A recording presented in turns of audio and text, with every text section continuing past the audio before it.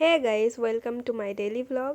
তো আমি এখানে তাড়াতাড়ি রেডি হয়ে নিচ্ছি, কারণ মা ওদিকে রেডি হচ্ছে, আমরা দুজন মিলে যাব ভাইয়ের জন্য একটা পাঞ্জাবি নিয়ে আসতে। সরস্বতী পুজো তো ঘুরতে বেরোবে তাই। তো ও কখনোই নিজের কোনো জিনিসই কিনে নিয়ে আসে না, আমি আর মা গিয়েই কিনে নিয়ে আসি, বা আমার দিদি এরকমই মানে গিয়ে গিয়ে কিনে নিয়ে আসি। ও কখনোই নিজের জিনিস কিনতে পারে না বা যায় না। তো আমি এখানে তাড়াতাড়ি রেডি হয়ে নিচ্ছিলাম, রেডি হয়ে বেরোবো, বাটাতে যাব আমরা।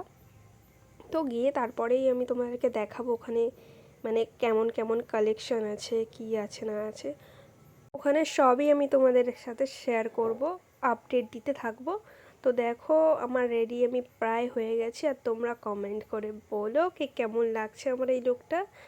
আমি সত্যি বলতে মায়ের একটি চুড়িদার পরে নিয়েছি, কারণ আমার কোনো চুড়িদার নেই, আমি সালোয়ার কিনি না তেমন, বা কিনতাম না বিয়ের আগে, আমি কখনোই কিনতাম না সালোয়ার, জিন্স টপ এই সব ওয়েস্টার্ন ড্রেসই পরতাম। তো যতই হোক বিয়ে হয়ে গেছে, তাই ভাবলাম একটু চুড়িদার পরে যাই। তো মায়ের একটি চুড়িদার ছিল, পুজোতে কিনেছিল, আমার খুব পছন্দের ছিল, তো ওটাকেই আমি একটু সাইড ওয়াইড মেরে পরে নিয়েছি। তো তোমরাই বলো আমাকে কেমন লাগছে, ভালো লাগছে কিনা কমেন্টে জানিও। তো চলো, আমি তো রেডি হয়ে গিয়েছি, কিন্তু দেখো বদমাশের তো কম নেই, আমার এখানে অন্যটা ধরে টেনে দিয়েছে আমার বর। তো ঠিক আছে, বাদ দাও, চলো আমরা এবার রাস্তায় বেরিয়ে পড়েছি। আমি মাকে বললাম যে চলো মা, আমি একটু ঢং করে নিই, তুমি আমার একটু ক্যামেরাটা ধরে দাও।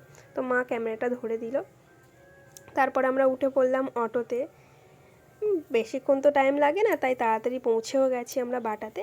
তো বাটাতে পৌঁছে আমরা হাঁটছি, সামনেই নামিয়ে দেয়, বাটার মুখেই নামিয়ে দেয় অটোতে উঠলেই। তো আমরা নেমে একটু হেঁটে যাচ্ছি, যাতে যেতে হয় সামনে। তো আমার মায়ের লুকটা দেখো, মা কেমন সেজে এসেছে। তো চলো দেখো, এটা হচ্ছে বাটার মোড়। বাটার মোড় না, বাটা মার্কেটের ভেতরে যেতে গিয়েই এটা থাকে। তো এখানে অনেক ভিড় থাকে, সেই অনুযায়ী আজ অনেক ভিড় কম। কিছু ফুচকা স্টল ছিল, আর তোমার আইসক্রিম ছিল বা পকোড়া ছিল। তো আমরা চলে এসেছি কথা বলতে বলতে তোমাদের সাথে পাঞ্জাবির দোকানে। তো আমরা এখানে পাঞ্জাবিটা নিয়ে তোমাদের সাথে শেয়ার করছি যে কেমন পাঞ্জাবি নিলাম। তো তোমরা দেখো পাঞ্জাবিটা কেমন লাগছে। তো সবাই তো এখন চিকন কারি আর চিকন কারি, তো ভাইয়েরও পছন্দ চিকন কারি, তো আমারও ভালো লাগে চিকন কারি, তাই ভাবলাম যে চিকন কারি নিয়ে যাই।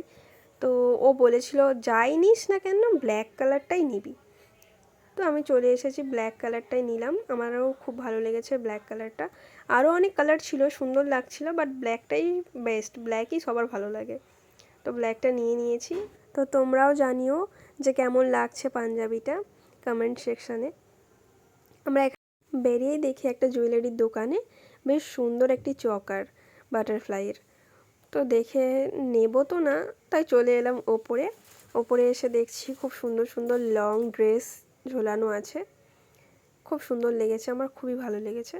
আমার লংয়ের ওপর একটু বেশি প্রেম, তাই আমার খুব ভালো লেগেছে। তোমাদের কেমন লেগেছে কমেন্ট সেকশানে এসে জানিও।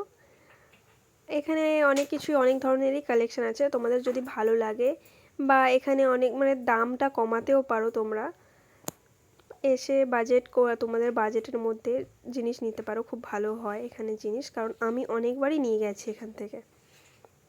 তো নিয়ে এবার আমরা এখানে একটা কানের দোকানে এসেছি, খুব ভালো লাগছিলো কানেরগুলো দেখে চলে এলাম, কারণ নেবো তো না, ভাইয়ের পাঞ্জাবি নিতে এসেছি বলে কথা, কিছু তো নিজের জন্য নেব না, তাই চলে এলাম। চলে গিয়ে ফুচকা খেয়ে নিলাম, শুধু ফুচকাটা বানাচ্ছে সেটাই দেখালাম, কারণ খাওয়ার ভিডিও নিতে পারিনি, খেতে ব্যস্ত ছিলাম। তো এখানে দেখো বানিয়ে নিচ্ছে কাকু, বানানো হয়ে গেছে, আমরা খেয়েও নিয়েছি, আর এখানে চলে এসেছি পকোড়া নিতে। তো পকোড়া নিয়ে নিয়েছি, এখানে ডালের পকোড়া খুব সুন্দর বানায়, তো ডালের পকোড়া নিয়ে নিয়েছি। নিয়ে মা তোকে দেখতে বললাম, একটু দেখাতে বললাম, তো মা খেতে শুরু করে দিয়েছে নিয়ে। আর এখানে অটো চলে এসেছে, তো টাটা বাই বাই।